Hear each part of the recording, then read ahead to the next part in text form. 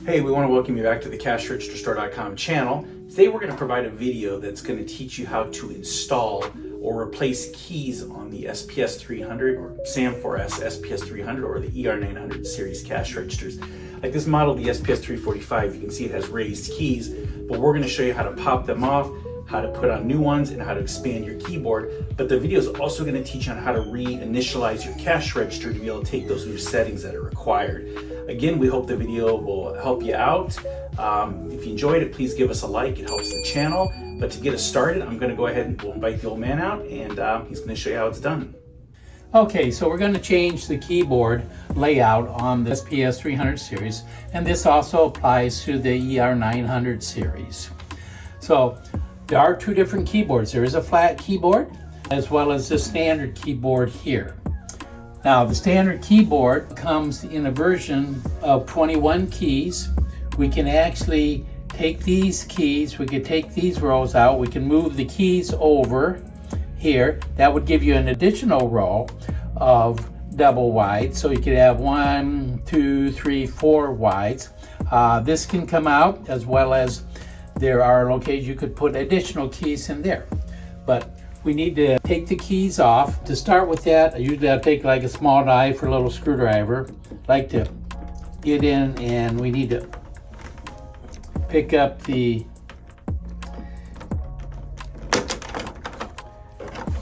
spacers in here.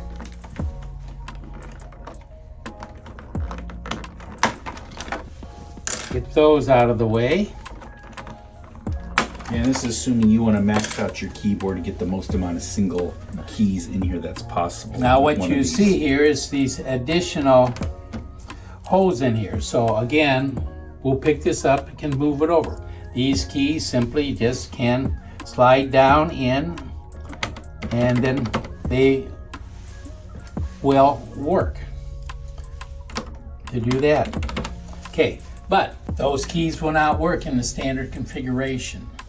What we have to do, we're going to take off our key up under there.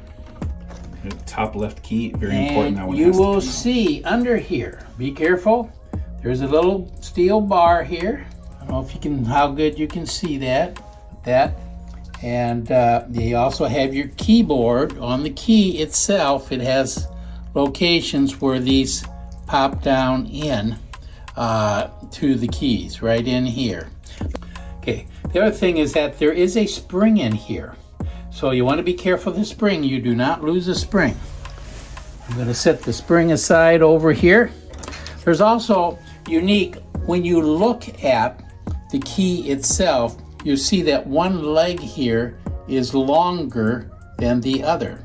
This is a portion that goes down into the slot that actually makes contact with the key itself in the bottom. And if we can just take in, you can see there the contacts down in there. Yeah, so those have to go down, and that's what touches the membrane.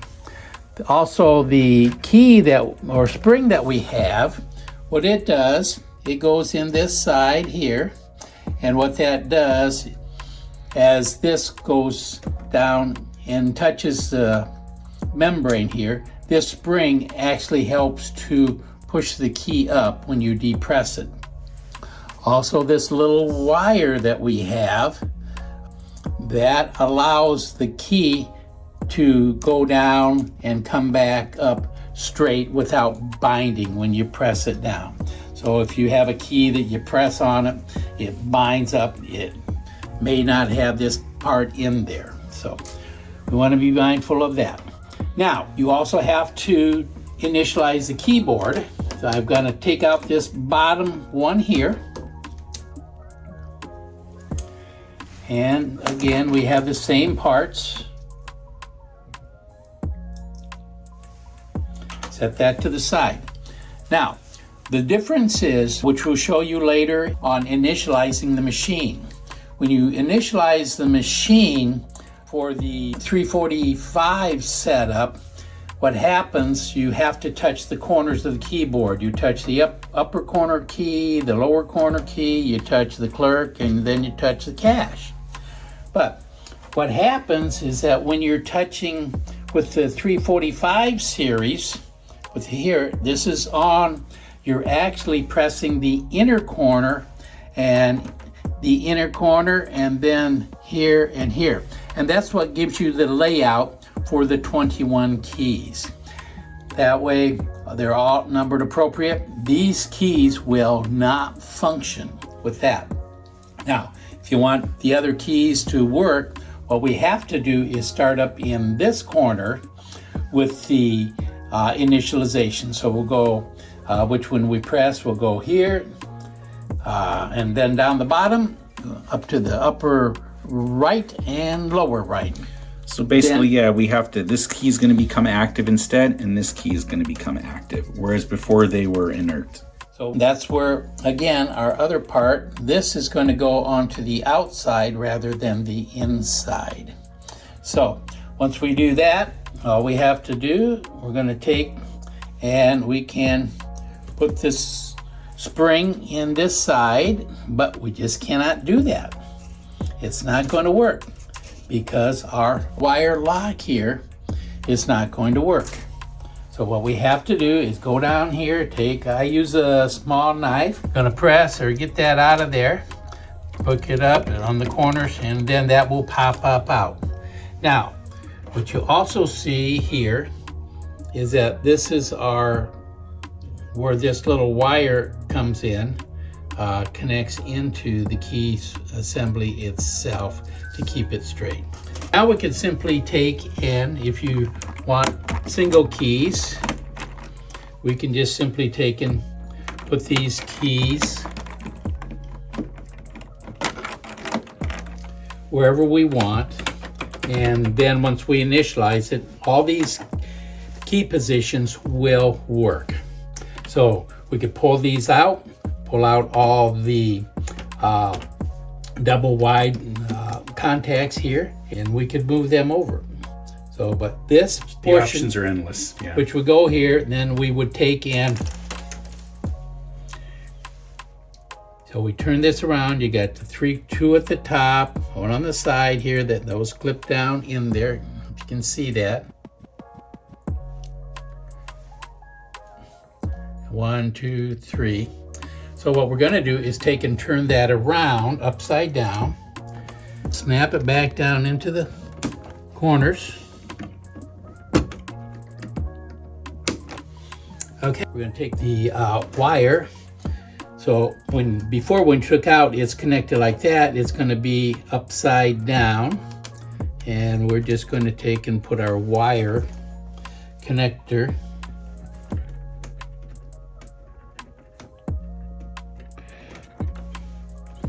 back down in there so it lays flat there. Now the spring we're going to put on the inside. Yep, the spring's always the inactive side. Okay, so then what we're going to do then, we're going to take our key. Usually you're going to rename these, or I take the key cap apart. And then this portion here has to go over the spring. So once it's over the spring, and then this portion will touch this side of the contacts of the keyboard. So yeah, put that down over the spring, a little finessing, and then press it straight down. Okay, and now you'll see also there's a circle on here. That is your contact side. If I pull this off over here, we will see that the contact side is over here. But we need the contact side here, and then down on the bottom here, we need to take this spacer off.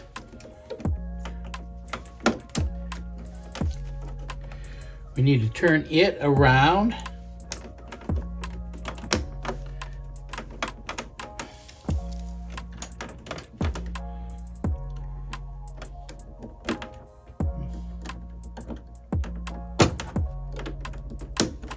I'm just going to push this down in here from this side.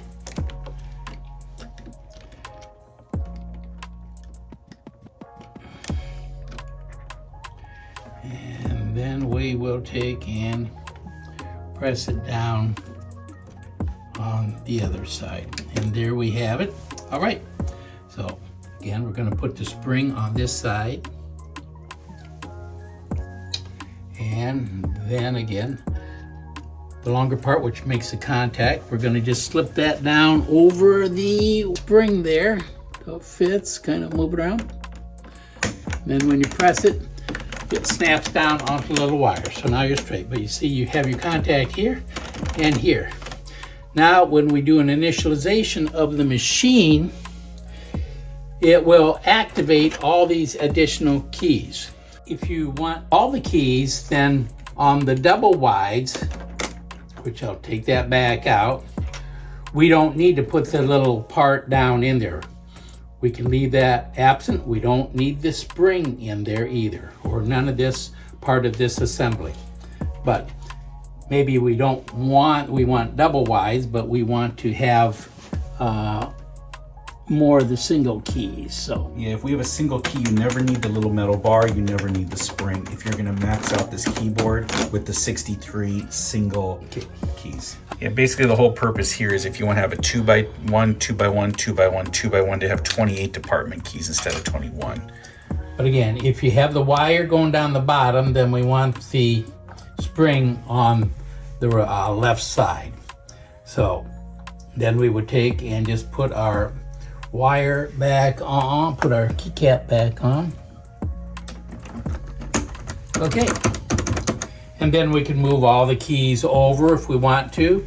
And as you can see, once we do that, you will have an extra additional row. Yep, all very customizable. Okay, so now we're going to, once we have our keys in, the keys assigned what we want, then we will go ahead and initialize.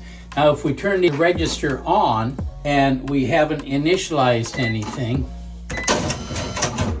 you will notice that if we try to enter something, this key don't work, this key don't work, because they are not activated. So, as well as this key is not going to work because it's not activated. Neither is this key.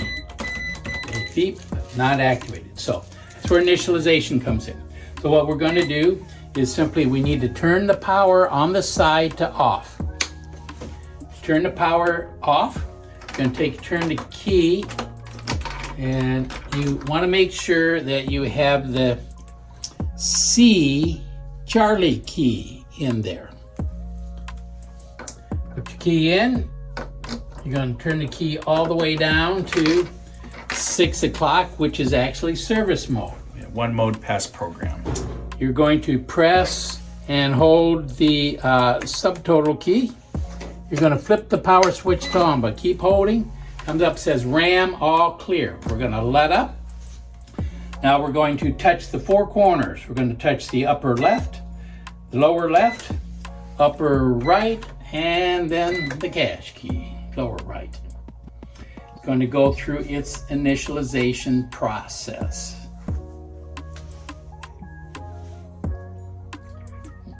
Now, we have an error. SD card required. You need an SD card to initialize the machine. Does not have one. Okay, so you need an SD card. We have these available. The memory card you want, this is a 2 gigabyte. You really don't need anything larger than a 2 gigabyte. Now you can use some, but you need to have the cards formatted as a FAT32. So when you put it in your PC, you want to make sure it gets formatted as a FAT32. But the smaller 2 gigabyte or under is the best. And we're going to take the memory card, simply put that in, press it down, and again we've got the power off, key to program, press and hold subtotal, turn the power on. It says RAM all clear, let up on the subtotal. We're going to touch the upper left corner, lower left corner, upper right corner, and lower right corner. Going to go through its initialization process. Checks the memory, the RAM. Takes about 30-40 seconds for it to initialize. Okay, now it's going to ask you a couple questions. Do we have a 2-station printer or 1-station printer? On the 340, 345, they all have your multi-station printers. This is available with a single printer. The price you're going to save on going with one printer is negligible. You're really better off 2-station. So anyway, if you have a 2-station printer like we have here, it says press the cache key. If we only had a 1-station printer, we would press the clear. But we have 2, we're going to press the cache. Next one is auto cut. If we have auto cut, these printers do not have auto cut on them. So it's no for auto cut, so you're going to simply press the clear key. Press clear, it says please wait, and it comes back into your service mode. We can then turn the key up to register. It does say close. We want to press our clerk up in the corner, register mode. Now if we enter something, these keys have become active.